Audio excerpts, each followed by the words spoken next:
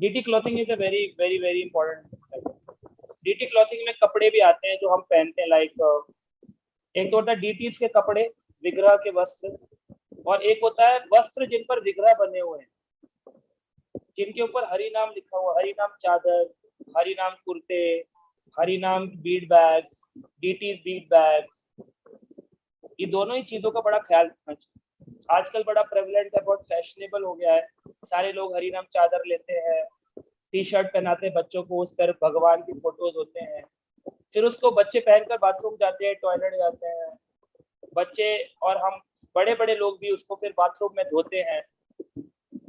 अब बच्चे मानते नहीं, अवॉइड नहीं कर सकते, लेकिन एटलीस्ट बड़े लोग तो इस चीज को समझ सकते हैं। भगवान के चित्र जिस भी कपड़े पे हो वो बाथरूम में नहीं धोना चाहिए, जहाँ टॉयलेट होता है वहां धोना नहीं चाहिए। समझ लीजिए भगवान का अभिषेक हो गया, उस तरह का है, तो इसको, जिन वस्त्रों को आप भगवान के वस्त्र जहाँ धोते हैं, ऐसी सिंक पे धोना चाहिए जहाँ आप नॉर्मल अपनी वॉशिंग नहीं करते हैं। बीड बैग्स को, भगवान के वस्त्रों को, उन वस्त्रों को जिस पर भगवान बने हुए हैं, उनकी वॉशिंग सेपरेट एरिया में होनी चाहिए, विच इज नॉट टॉयलेट और a sink. It should be separate area. वहां पर वाटर टैप होना चाहिए, सेपरेट एरिया होना चाहिए। वाटर टैप नहीं है तो पानी भर के ले जाओ, पर वहां मत धो जहां पर जनरल क्लोथिंग वॉशिंग होती है। दूसरा, जो डीटीज के वस्त्र पुराने हो जाते हैं, अपने घर के हो या मंदिर के, उनको इस्तेमाल कर सकते हैं बीड बैग्स बनाने में, है ना। उनके पांच छह टुकड़े लेकर के सिलाई करके बीड बैग बना दिए।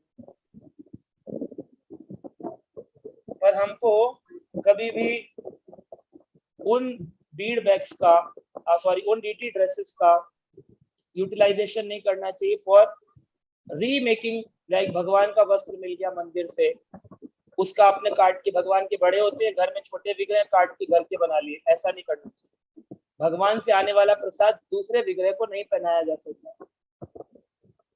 हाँ, किचन सिंक यूज कर सकते हैं अगर वहां पर झूठा बर्तन ना हो तो।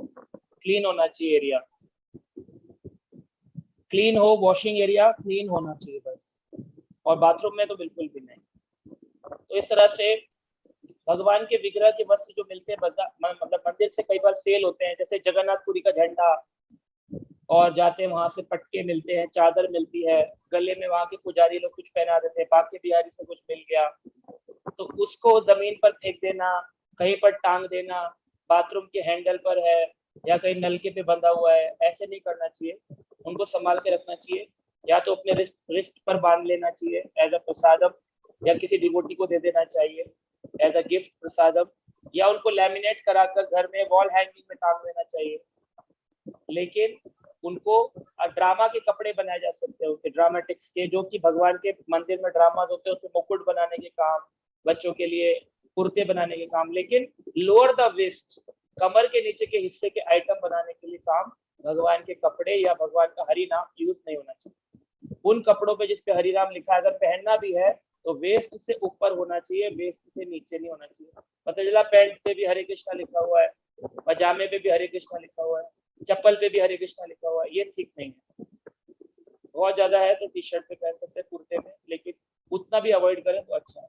और हरि नाम चादर ले रखा है, लेना बहुत अच्छा है, लेना चाहिए, भगवान के नाम अंकित रहे, जितना ज्यादा स्मरण रहे, और उसको लेकर बाथरूम में ना जाए, जैसे बीड बैग को लेकर बाथरूम में नहीं जाते। तो हरि नाम चादर को बाहर छोड़ देना चाहिए टॉयलेट जाते हुए। हो सके तो अपने पैसों को भी बाहर छोड़ना चाहिए किसी के पास। लक्ष्मी जी भी is a part of Krishna devotional service. दुनिया पैसा बोलती है, हम लक्ष्मी बोलते हैं, because Lakshmi meant for the service of Narayan. Lakshmi की सेवा है नारायण की सेवा, तो नारायण की सेवा में लगनी चाहिए, बट बाथरूम में हमेशा टॉयलेट में नहीं जाना चाहिए। तो अपने पर्स को, मोबाइल को, अपने लक्ष्मी को हमें निकाल के रखना चाहिए।